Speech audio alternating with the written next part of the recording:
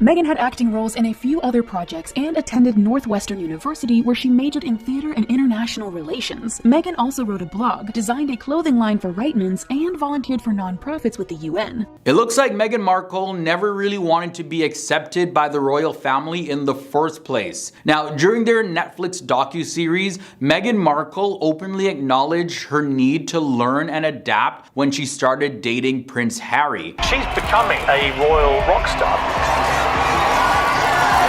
And then... However, a royal expert actually suggests that Meghan may have never had a strong desire to fully be accepted by the royal family in the first place. Meghan Markle, who's the Duchess of Sussex, married Prince Harry in 2018 and expressed that there was no formal guidance or introduction to royal life and all of its protocols. Now, the expert, Valentine Lowe, believes that if Meghan had been more willing to adjust to the palace life, and if the institution had made more effort, she could have been a valuable asset to the royal family. But in that case, I guess we'll never know. In the docuseries, Meghan also revealed her lack of familiarity with certain royal customs. There was a war against Meghan to suit other people's agendas. It's about hatred. It's about race. It's a dirty game. Such as the concept of a walkabout. And she recalled her first meeting with the late Queen Elizabeth II, where Prince Harry had to explain the practice of curtsying, especially as an American, which she found pretty interesting. She was like, oh, what? But since stepping down from their royal roles and relocating to the United States in March of 2020, Prince Harry and Meghan's relationship with the royal family has definitely been strained.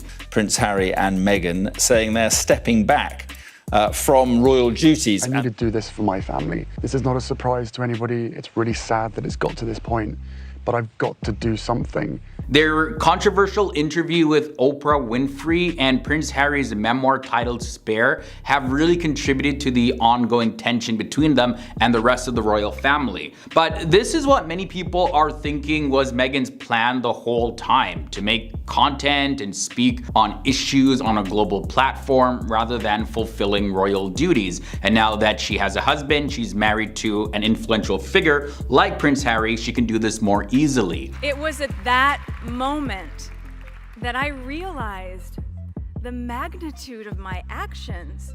Meghan and Harry have since been dabbling in various money-making ventures. According to The Mirror, Harry and Meghan are reportedly considering a new content idea for a show called Bad Manners. Now, this is going to be inspired by Charles Dickens' character, Miss Havisham from Great Expectations. And the production aims to reimagine Miss Havisham as a strong woman navigating a patriarchal society. Additionally, Harry is working on a documentary titled Heart of Invictus, which will document the journey of competitors training for the Invictus Games. In addition to these projects, there are rumors of a relaunch of Meghan's lifestyle blog, The Tig, as well as potential book deals with Penguin Random House, and there have also been speculations about clothing deals, social media partnerships, and other ventures in the works for the couple. Kris Jenner gets emotional about her famous family and questions if putting them on the path to fame was the right decision.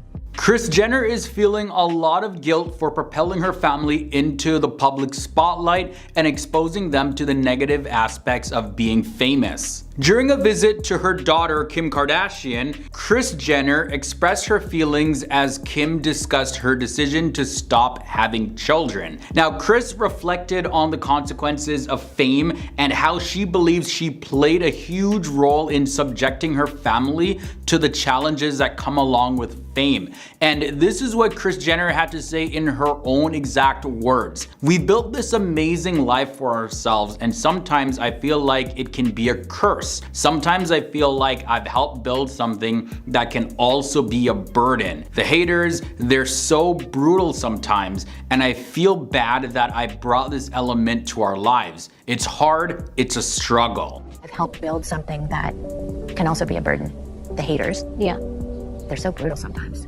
And I feel bad that I brought this element, to our lives, and it's hard, it's a struggle. Now, despite all of this and Kim reassuring her that her mom shouldn't feel guilty, Kris Jenner did acknowledge that the weight of their fame weighs heavily on her heart. And then she also talked about the concern of negative aspects when it comes to their famous lifestyle and their luxurious way of living, including the constant blame that they receive for various different issues. As the conversation continued, Kim agreed, and she acknowledged that their lives can definitely be filled with a whole lot of negativity. And Kris shared her sympathy for her children, citing an example of how Khloe was unfairly blamed for her ex-partner Tristan Thompson's cheating on her. Now, the conversation highlighted some challenges and a lot of scrutiny that the Kardashian-Jenner family faces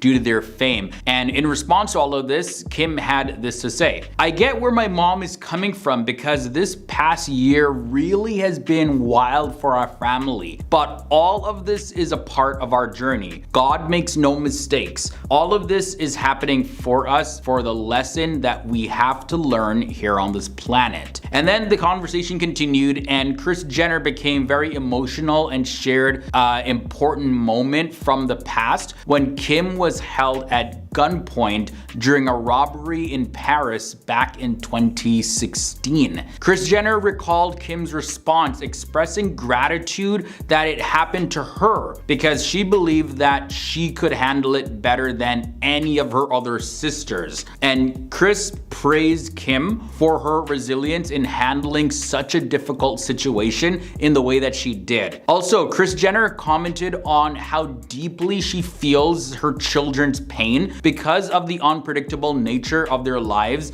and the challenges that they face every single day. Kim, on the other hand, reassured her mom that she shouldn't really blame herself for the fame and the circumstances that come with it. And Kim reminded Kris that they had chosen this path and that Kris had played a significant role in helping them fulfill their dreams and reach their full potential. Like, I wish I didn't, help all my kids get famous. You just can't live like that. This is also our journeys, and we wanted this, and you just helped us fulfill our dreams and what our potential was. They acknowledge that their journeys definitely come with both blessings and challenges, and they are definitely grateful for the opportunities that they have. So they're not really complaining about it. It's just from time to time, fame and success can really be hard. So with all that said and done, reflecting on everything that was said, Kris Jenner shared this: "I've been a little down lately just thinking about the negativity that comes with what we do. But it's times like this that I feel really blessed to have such an amazing family, such amazing friends, and being here watching my kids have so much fun makes me really happy." So guys, 100% fame definitely comes at a cost, and no matter your level of success or fame or wealth, there will always be challenges to face. Even recently, Kendall Jenner opened up in an interview about how this life of fame was kind of thrusted on her, although she has tried to kind of step away and be in the background a little bit. She's definitely grateful for the lifestyle though, because it's allowed her to achieve the level of success that she now has. Although she did admit that dealing with it and all the criticisms and everything can be very hard sometimes. So. Hey, it's been a while since I saw my face. I haven't been doing so great, so I took a little break. So a lot of people are saying some things about me that aren't quite true. Doesn't matter if it's true though. Colleen Ballinger has recently come under fire once again as old footage has resurfaced, allegedly showing her performing in blackface while singing a song by Beyonce.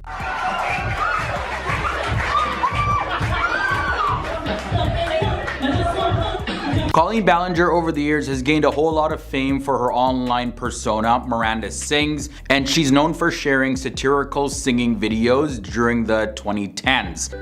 All aboard the toxic gossip train. In addition to this whole new criticism drama that involves Colleen, she has also faced accusations of grooming minors, which led to tons of criticism from people and even her former fans. And then when Colleen finally responded to the criticism, some criticized her response to the situation as she posted a video that was singing and playing the ukulele, seemingly making light of the whole issue. The Toxic gossip train. You got one-way ticket to the manipulation station. Toxic gossip train. But on top of that, she is now receiving tons of backlash again for a video that was made over 5 years ago, which remains unlisted on her YouTube channel, where she appears to perform in blackface while wearing a black leotard and accompanied by 2 male backup dancers. There was a clip from the whole video that was shared on Twitter by British social media influencer Paige Christie, who wrote this: "I'm gonna need someone to explain the black on her face." And viewers were just left shocked after Paige Christie, she looked into this and discovered that the video had been uploaded as recently as 2018. And just knowing that it was fairly recently that this video was uploaded added to the drama surrounding the clip, and it further unsettled viewers that were just straight up shocked at what they watched in the video. One internet user responded and said this: "What? How has she only now been cancelled? And the people laughing? I feel sick." Colleen Ballinger has faced accusations like this before. Like back in 2020, she issued an apology for pretending to be Latina, which further fueled the criticism against her at the time. This is something that I've always tried to do when I make mistakes, and it's something that I will continue to try to do. What?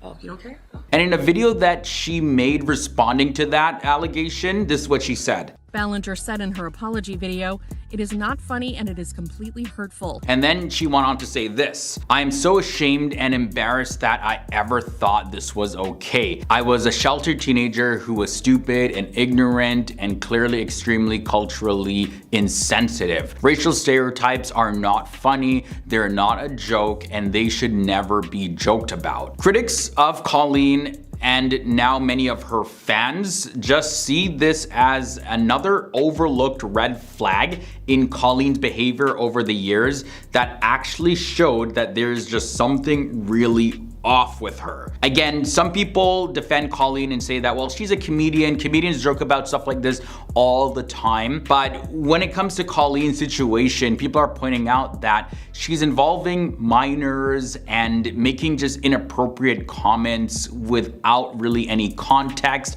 And even in context, a lot of the stuff that she says and does, especially the stuff involving minors, is just completely messed up and not okay. So it's completely different from a comedian in the context of a comedy show making jokes. But when you involve minors and some of the things that Colleen has done over the years, there's just no excuse for that. So a lot of people are making that point. Sometimes people make mistakes simply because they made a mistake.